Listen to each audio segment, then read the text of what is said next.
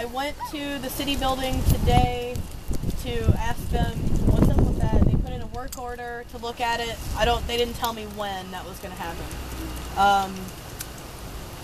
Then I looked over the requirements of the permit, and according to the ruling, or to the rules of it, we're supposed to be paying for it. But that was never told to me when I signed the permit, and the paperwork that I saw was not accompanying the permit that I signed. And on the permit that I signed, it asked if we needed any utilities, and I said electricity, water, question mark. So, if we have to pay for it, I'm thinking it might be cheaper for us to try to find a generator. Because it's, I can't remember the exact amount, but it was like $50 deposit and then $50 for every 4 hours of use. What?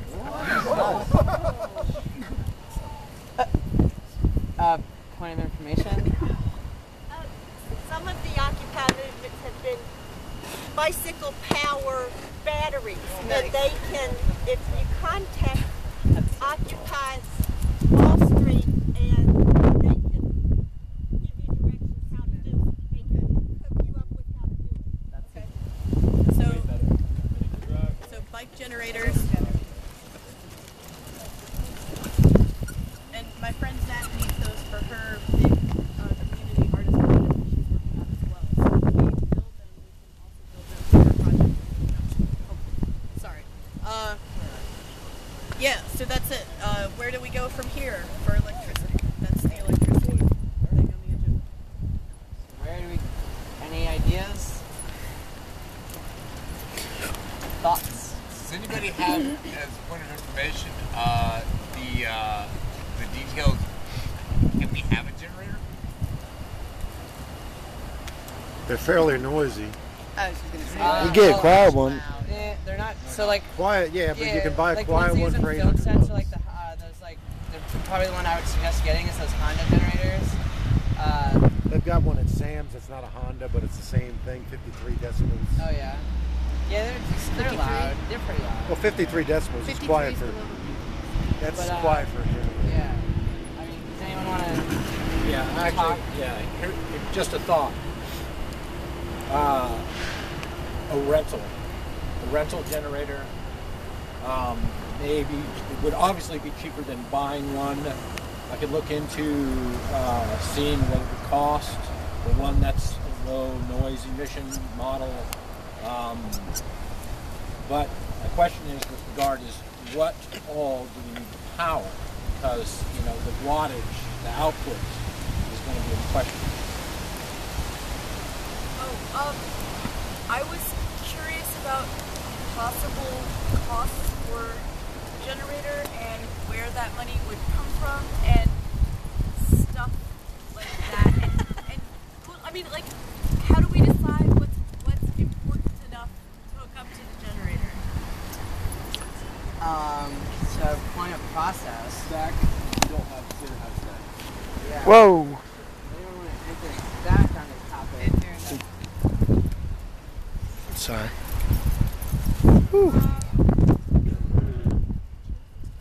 We have like a propane griddle, I guess, of sorts.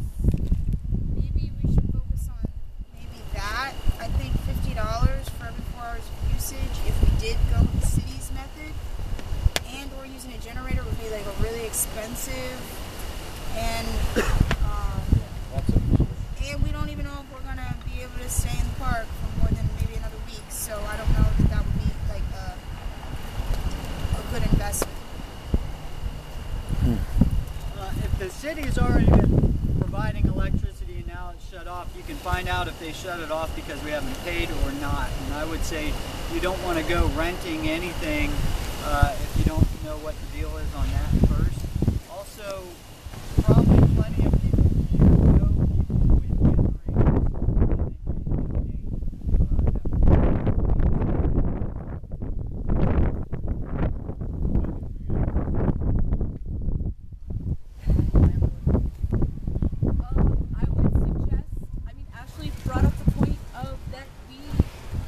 possibly cook with propane.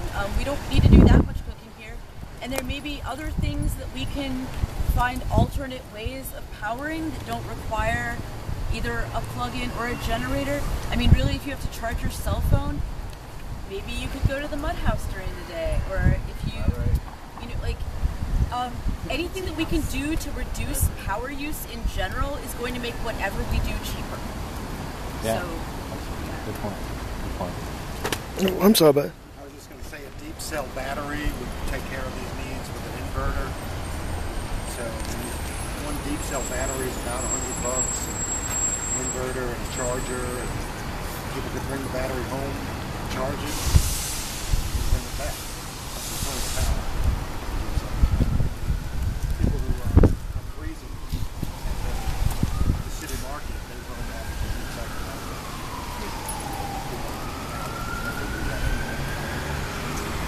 Probably be running power. I do have an inverter. It's actually a switch. Have a couple small batteries. Maybe donate them for a while. I don't really mind to say that.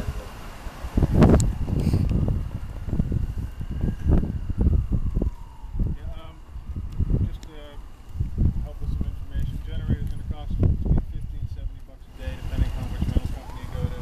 They're really loud. The neighbors are going to complain. It's a really bad idea. So anything you can do, propane, you know, Coleman stove or something for cooking is sure a good option. Charging batteries, just, you know, try to limp along. as the date gets closer for us to be booted out, we're going to need a media tent going all the time. And so it's not just for cooking. We're going to need to be able to power our laptops so that we have a live stream going constantly. So that, to me, is our main requirement of electricity. We've gotten by for the past 2.5 days without it just fine. But we really need to get our media stuff up, like, now. So that's pretty much the only reason I feel like we need it. I'm not an electrical engineer, but is it possible to simply get some electricity from a car that is parked next door? Somebody parks a car, use the battery. Like mine? Battery with an inverter, yeah, but then you're going to be taxing that battery. Yeah, you're throwing it out there. So,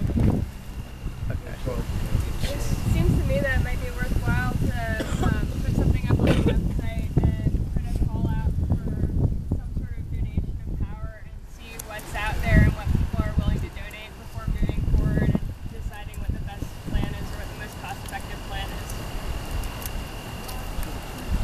Mine is sort of a follow-up to hers, which was why not approach some of the alternative energy companies around the area, you know, like a company that's offering solar things, and say, what about a demonstration project here?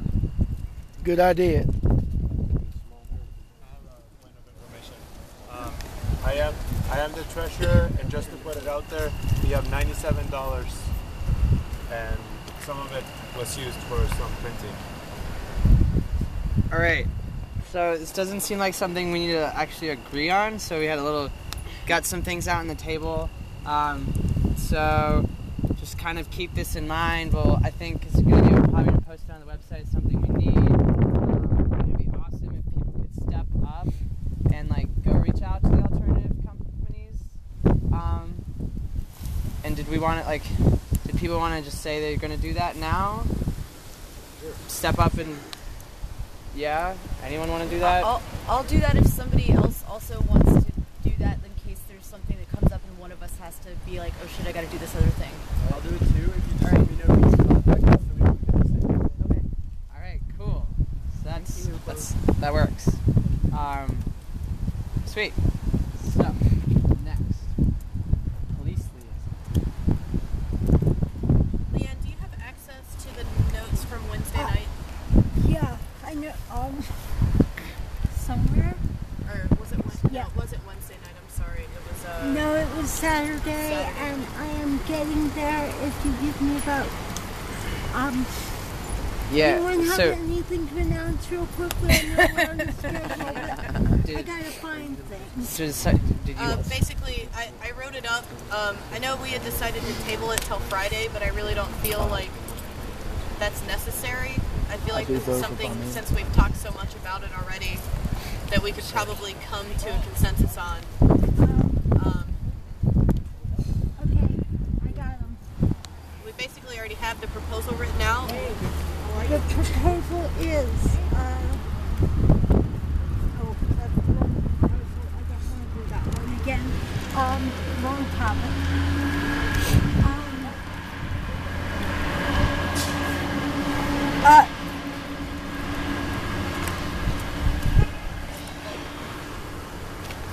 Okay.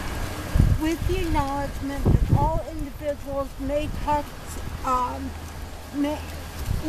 to the police, we go with the recommendation of legal and no liaison meets with the police, but there would be an on-site liaison when police were here for group action or as the need arises, as decided by GA, recorded conversations between liaison and police.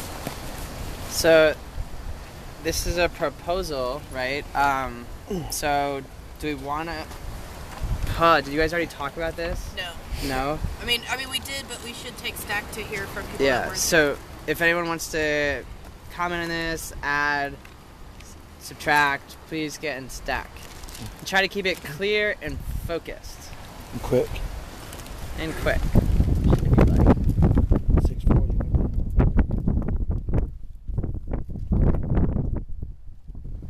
So, anyone on stack?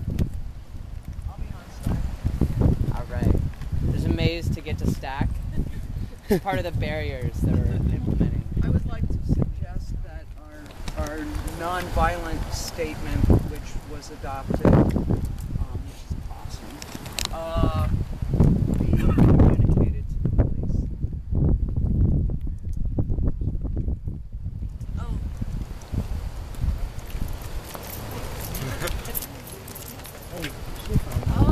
I mean, in terms of talking to the police, if anything really important is happening, we're probably going to be talking about it as a group anyway, and maybe at that point we can just decide also what we're going to say to the police about that.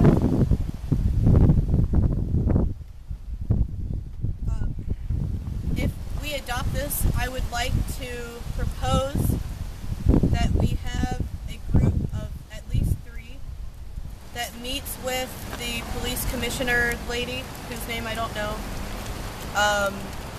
to let them know what our stance is now on a police liaison interaction with them, so that it's clear to both parties the intention of the group as far as talking to the police is concerned. Yeah. Police lady's name is Wendy Lewis. The legal committee is kind of under the assumption that when observers are needed, that the group as a whole needs to decide when you want that to happen, and there are plenty of folks available. I guess I'm unclear on the concept. Is there supposed to be somebody here present at all times who can liaison with the police when they show up? Or is that something just to have a continued communication? That continued communication, I think, had been attempted, and perhaps the group was not terribly happy with that. And I would suggest any liaison with the police should be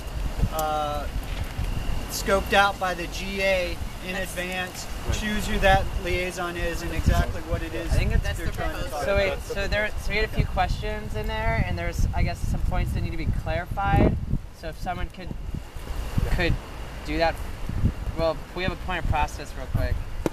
I'll do the point on legal observers. That Okay. There's a difference between a legal observer and a police liaison. Legal observer is not supposed to engage with the police, just observe. Police liaison is the person who's going to come up to whoever appears to be the chief and say, hey, what's going on? Like, why are you here? Things like that. And then tell back to the group, this is their plan, this is what they're doing. That's the police liaison. point of information, or you still have a point of question? I just didn't catch legal recommends observers as needed. I just wanted to make sure I had that. We're going under the assumption that the GA will ask for observers when they decide they want. That's no question. That's me. Sorry, I just. All right, and then a point of information. Yeah. I don't know. Like as of tonight, like I'm gonna start camping out 24/7 here for the next like 2 weeks till the permit's up. I have a camera. I'm down to film at any point in time. I happen to be at that evil A camp. If you guys want to like yell, I'll come out and film shit. All right, thank you for that. Give me a call. All right, back to staff. So one quick thing is that I don't know if everybody here understands what legal observers are. It's basically a role that some of us have been trained to do basically during actions, excuse me, but can also be arranged to be used in situations. It's basically like here's how you observe things that are going on. So some of us are trained to do that, and if action wants that for actions, then I think what was being said was reach out to me, and I can call those people and be like, hey, there's an action on this day. But as far as police liaison goes, one thing that I and a couple other people were talking about were the fact that the media had said that there was a list of names that had been communicated to the police as whatever you want to call it, rabble rousers or people to take a look at or whatever. And the idea was that some of us, maybe 3 of us, go to the police on a one-time basis and ask for that list, please, and then maybe take that opportunity to say to the police that situation with that individual got very dramatic and Whoa. And it affected us, but we're aware that it also affected them, and that that's not a problem anymore. So sort of communicate that out there in a way that's clear in the air and go like, hey, we know that was crazy. It was crazy for us too. From now on, we like that list, and then from now on, we're not really doing